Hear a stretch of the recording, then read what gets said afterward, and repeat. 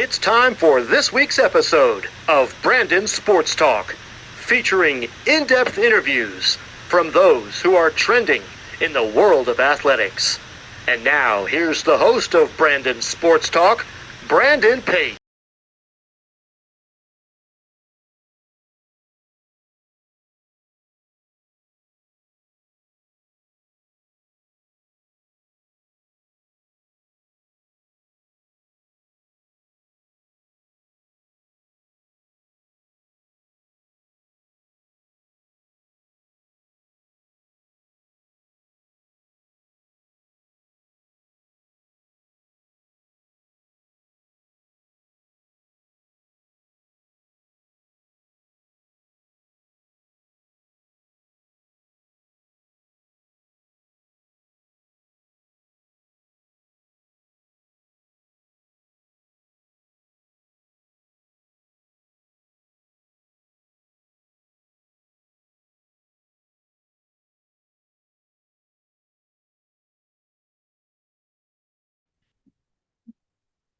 Welcome back to Brandon Sports Talk. In today's episode, I have the privilege to interview the Pittsburg State's assistant track and field jumps coach, Coach Jesse Miller. How are you doing today? Doing well, man. Doing well. Can you talk about how you knew that you wanted to get started in coaching in college track and field? Yeah, so it all started having a lot of good coaches in my college career. I can attribute that to Guy Moser, Kip Janvrin, Curtis Brondike. Those three guys really showed me what a good coach can do. They really showed me that being a coach is just more than telling an athlete what to do and what not to do on the track or on the playing field. And so watching them kind of do their thing and have them coaching me the way that they did really inspired me to want to pass that on and pass that down. So yeah, it was I knew I wanted to coach college track and field by about my freshman year of college. So What was it like going to Central Missouri and getting to compete in track as a long jumper? right, so it was awesome. UCM was a great experience for me. It was a huge family atmosphere. And I wouldn't trade my relationship with some of those guys for the world. I mean, I wouldn't trade my time at Central Missouri for the world. It was awesome competing in all three jumps. Like I said, Guy Moser, I attribute pretty much all of my horizontal jump success to him. He completely transformed me as an athlete on the long and triple jump runways. And he just taught me a whole lot about being an athlete. So learning, having to relearn the entire long jump and triple jump from square one was awesome because, you get into school and a lot of kids don't know that there's a correct way to run. I was one of those kids. I didn't know that there was a correct way to do a lot of the things. I thought you just went out there, ran your hardest, jumped your hardest, and that was it. So he taught me a lot about the events and just got me way more knowledgeable and kept getting eager to learn. And so I did. What was that feeling like getting to put on that Central Missouri track uniform? It meant a lot to me because I had heard of I've heard of like the tradition of greatness that they had, and I got a huge referral, and I probably wouldn't have been at Central Missouri without Drew Frizzell. He is UCM's most decorated athlete. He's a 17-time All-American, so he was just awesome. And so getting him to vouch for me and kind of tell, the head coach and all that, like, hey, this is a kid you need to go after and take a chance on, was awesome. And then, putting on my jersey for the first time, knowing what all, was to come. And well, actually, I had no idea what was to come. I just knew that I was grateful for the opportunity. So after that had happened and just I got the chance to continue to put on that jersey, it was a feeling like none other. So What was that transition like from being an athlete to getting into coaching and going on the community college level and coach? yeah, it was actually kind of weird. Because I got into coaching immediately after I was done being an athlete. So I was really young. So, I mean, I'm still very young, but I was a year out of competition. And so, we would go on bus rides. I'd be having my earphones in. I'm getting all pumped up and I'm getting juiced like I'm getting ready to go jump. So the transition it was interesting. Um, but I am very grateful I transitioned into it when I did because I can offer a different sense of relatability to athletes. Because, with me just being there, a year ago, like, hey, like I was just in this. I know exactly what you're talking about. I know exactly what you're going through. I feel you on everything. So this is how we fix this. And, with me having a young voice, I can relate and just kind of be the voice for them that they may not have had. So What was that feeling like getting to come to Pitt State and becoming the assistant track coach and the jumps coach? so that was awesome just because I wouldn't trade my time at Indian Hills for anything, but I was for sure that I was going to have to spend a lot of time there to build my resume before I could get a look to kind of go up to that next level, in terms of division. And so whenever I got reached out to by Coach Kyle Rutledge, and he gave me an opportunity that would be silly for me to turn down. Um, so whenever he reached out for that opportunity, I was very grateful, and I was just, I was over the moon excited because I had also known about Pitt State's long history and tradition of greatness and winning championships. If you see any of these trophies behind me, so I've always known what they were about, and they were in my conference. So I got to compete against them very, very often, and I had a lot of close family friends that competed for Pitt State. So I've always known what they were about. So getting that call up to them was really awesome because it made it feel like, like they see that side in me that I can help them and go win. So it was really awesome getting reached out to and getting this opportunity. As an assistant coach, what has that been like? Obviously, getting to join the coaching staff and be able to add more hardware like that is behind you. It was awesome. And it's been awesome. We're not done yet. We're not done with this year, but being able to, add to something that was already great, to me is like it's awesome. And it's like not that the validation is what it's about, but that sense of validation really, it made me feel good. It's just good to know that you're helping something get better. And so that goes for, whether that's just a program or one specific athlete. But, being here and seeing that, there are things that, that I'm helping out with, I'm helping out the jumpers, secure championships and get team titles and stuff like that. And I'm helping kids get better. It's a really great feeling because again, like I said, Pitt State was already a powerhouse before the jumps crew did what they did this year at Indoor Nationals. So they've already been a great team. And so for me to be able to step in and really help out, was huge. What is that like? Obviously, getting to coach the jumps in indoors and also outdoors. Well, you ask me, I'm gonna say the same thing every time. I'll never get tired of coaching the jumps. And so this indoor season was just awesome because we got to stay at home a lot, and we've got our great indoor facilities, and we host a lot of great meets with high competition, high energy. And so this year's jumps pedigree indoors was just awesome. It was just awesome. There were national records broken, and conference records broken, facility records broken. So, like getting to be, the man kind of behind the scenes and watching all that happen, with all of the weeks and months of hard work that all these kids have done, it was awesome. And then for the indoor season to, cap out the way that it did, getting, sweeping the jumps on the men's side, high triple long, and getting a women's national championship in the high jump, and a couple All Americans in the women's high jump or women's triple jump national champion, couple All Americans in the women's high jump. It was just awesome, to see that's how the indoor season finished. It was like, wow, like, that's awesome. And so moving into outdoors, like we haven't slowed down much. There's been national records broken, and there's been all kinds of crazy stuff that's happened so far too. What are some similarities and differences between coaching the indoors and the outdoors? There's a lot of similarities, but there's also a lot of differences. You know, a jump is a jump is a jump. There's no way around that. So, we're still doing the same work we do indoors as we do outdoors. Pretty much the only difference in my mind is the elements, playing into the elements, being able to, stay mentally tough and stay engaged. If it's gloomy outside, that might, drain some energy.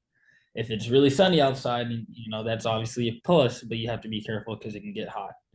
If it's raining, are you going to let that take you out of the game and things like that? So, coaching outdoors, that's another, test of your mental strength because we're also getting later into the season and you've been training real hard for about 6 months now. So you got to be able to finish out these next 3 months, find a way to stay dialed in and have fun and, finish off your season. Can you talk about, of course, the culture that you've helped to build? Yeah. The culture here is it's definitely one of a kind.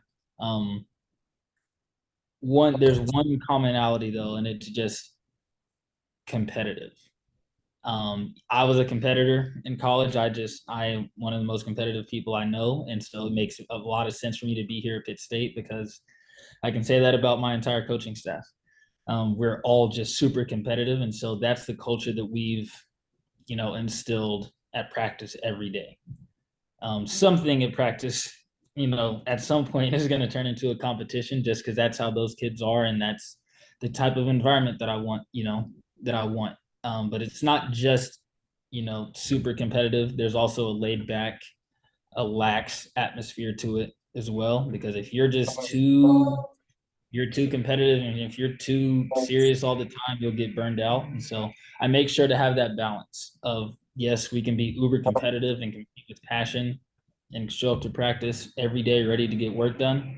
But at the same time, you're still here, to have fun and do what you love and enjoy. So the culture I've created or that I've helped create, it's been awesome to be around because all those kids just buy into it and it's nothing forced. Who are some of the teams that you compete against? In college or while I'm here at Pitt State? Like, who are the teams that we compete against? Yes, who are the teams that Pitt State competes against? So we've competed against, I mean, probably a school from each state. It depends on where we're at. I mean, when we're home, we bring a lot of great teams uh, to our indoor meets. So we've competed against the University of Nebraska, University of Arkansas a few times, University of Texas, Texas A&M, Texas Tech, UCLA. We've competed against, every Division II school there is, obviously, because we're a Division II school and we'll see them at the national championships. But we compete up a lot, and a lot of teams will come to our indoor facilities to compete with us. And outdoors, we travel a lot, across the country to see greater levels of competition that we might not otherwise see and just see some different faces. So, just about any team out there you can name that we've probably seen them in competition at least once. What is that experience like getting to compete against teams like UCLA, who are a powerhouse?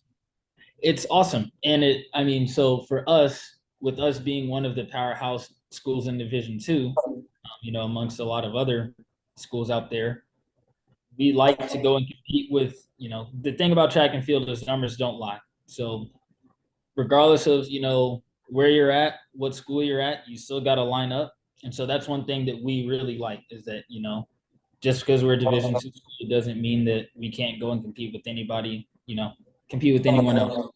And so it's really awesome just getting to see those different levels of competition and go other places to compete and see those things. All of our kids always rise to the occasion. We show up, we line up, and we're ready to go every time. Nobody ever backs down. Nobody ever gets nervous or scared. They show up and they see you got a uniform on, and so do I. So let's go do this thing. So As a awesome. coach, what is it like seeing those freshmen get to put on that Pitt State jersey for the first time? Yeah. It's awesome. It's a very exciting thing. It's a very, for me, I remember my freshman year like it was yesterday. And so I just, a lot of times I think, wow, first competition of, who knows how long, and who knows what, someone's life can change so much by starting track and field.